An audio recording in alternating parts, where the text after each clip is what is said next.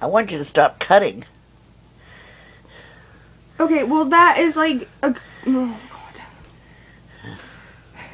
God. You know, I mean, I don't understand the whole purpose of it.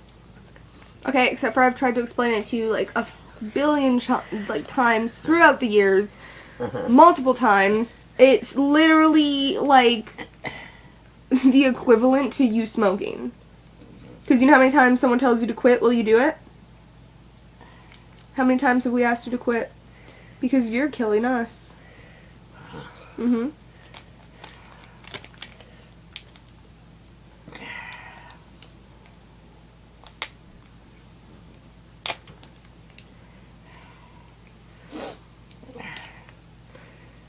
I just don't really understand what you want from me.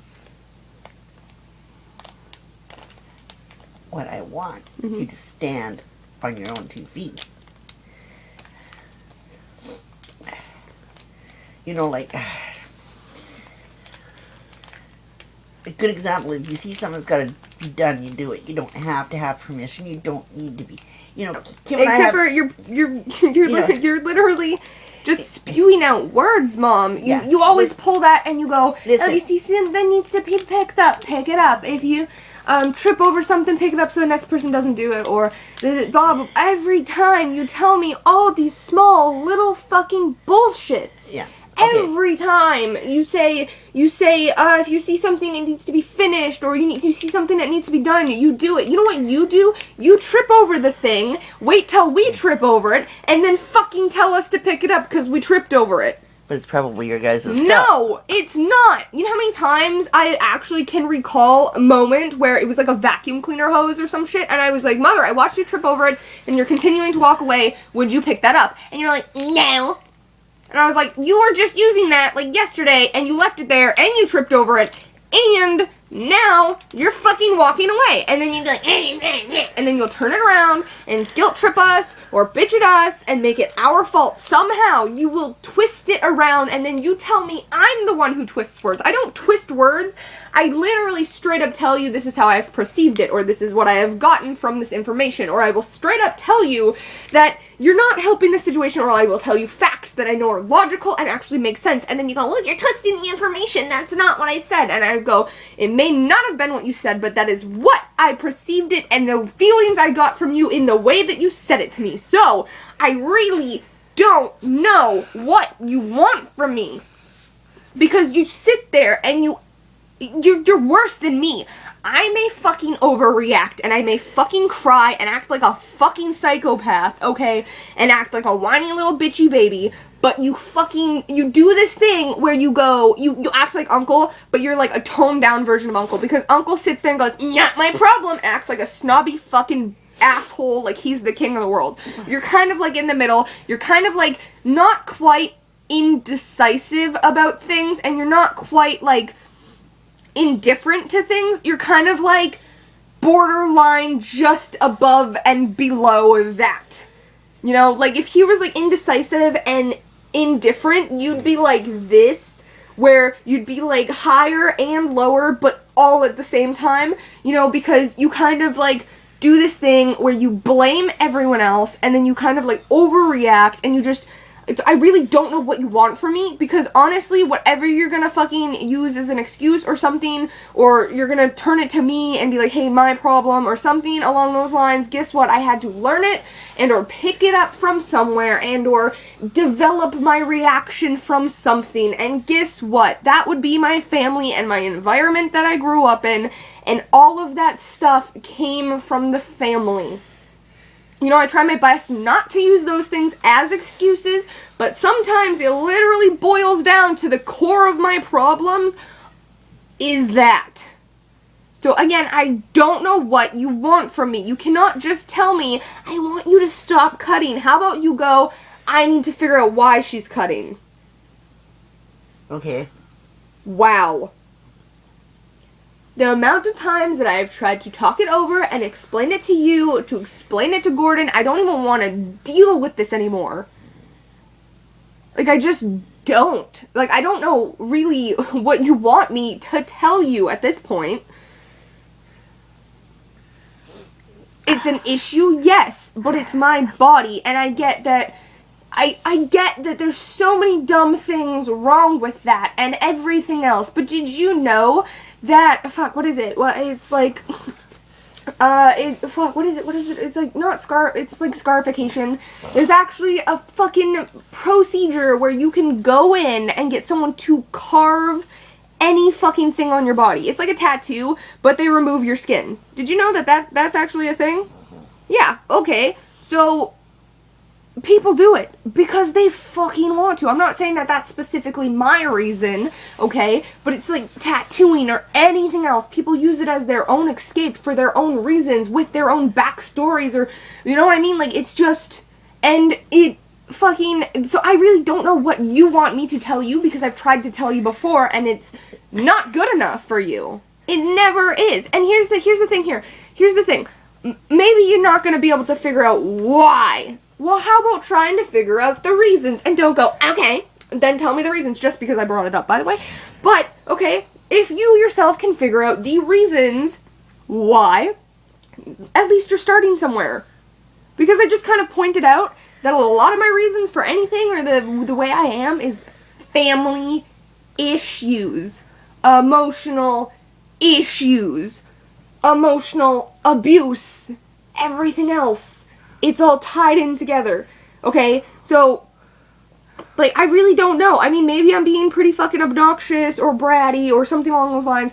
And I mean, I get that. You've been through a ton of shit too. So, instead of fucking projecting your shit onto me and then thinking like, hey, I'm helping, you're not. It's just kind of like calmly take a step back, wait a bit or something, you know, try and figure it out. And then come back in and go, hey, we're starting a new page. I don't know. I really don't know how to just fucking give you a handbook on how to deal with anything. Like, I really can't. But it's just kind of like, that's it.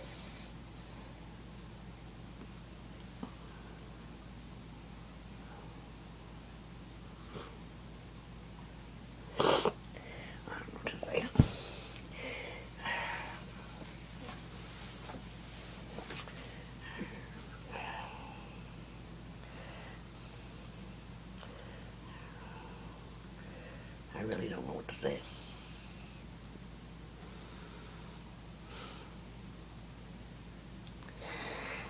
Because it doesn't matter, you know. It doesn't matter either way. Because I could try being nice, it sets you up. I try being mean, it sets you off. You know. Okay, but first of all, there's no happy medium with you. There really is, actually. You want to know what made me happy? When you came in here and you asked me. You just straight up asked me what I wanted to do for prom. You were like, hey, do you want to wear a dress? Are you going to wear a tuxedo?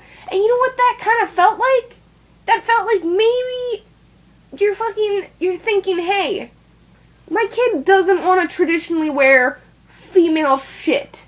You know, I get the fact that there's like a lot of different stages and or sections of the whatever, right? But you thought, hey, maybe my kid wants to wear a fucking tuxedo to prom.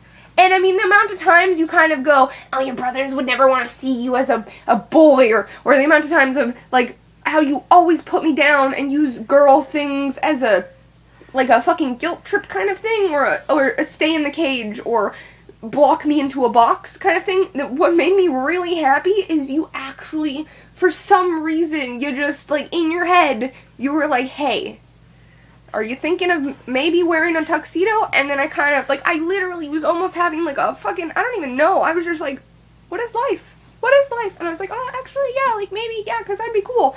And then you were just like, we'll figure it out, and we'll figure something out. And then I was like, what the fuck just happened? And I was like, oh my god. And I was just so excited, and, like, literally over the fucking moon.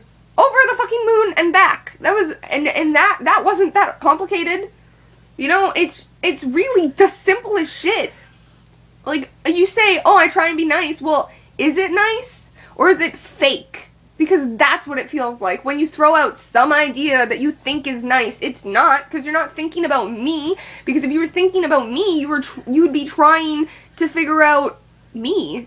You'd be trying to get closer to me without being fake. You would be genuinely wanting to find out who I am or what I like, or you'd be genuinely wanting to connect with me, but you're not, because if you were genuinely trying and you genuinely wanted to, you wouldn't just throw out some fake idea of nice.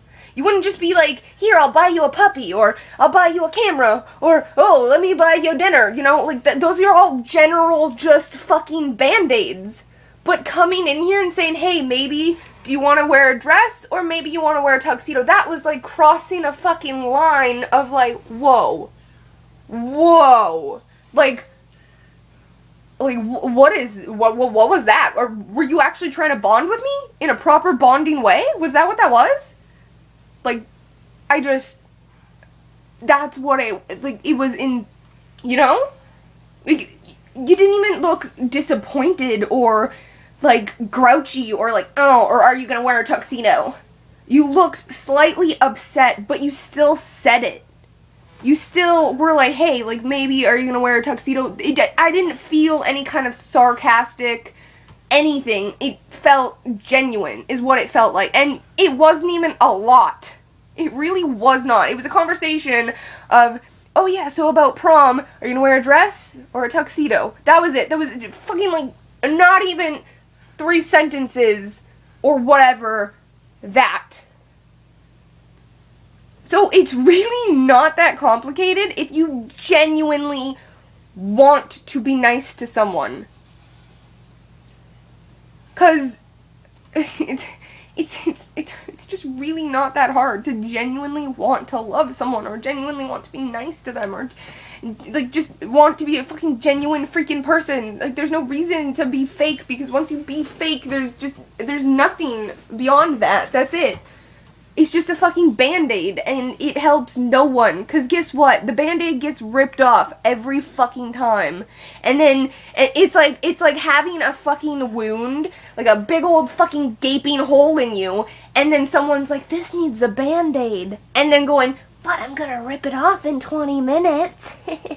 That's what it feels like. It's like the same person putting band-aids and then ripping them off. And then sometimes it feels like maybe you didn't have a band-aid and your wound scabbed over, and then having someone come over and pick your scab and then going, but now I need to put on a band-aid, and it doesn't help. That's like literally what the fake, ungenuine niceness feels like.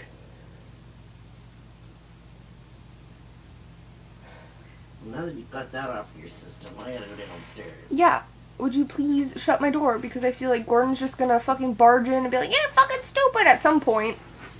Thank you.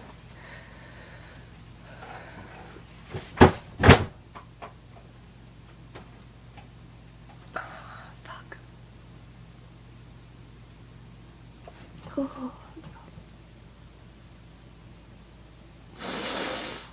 Oh.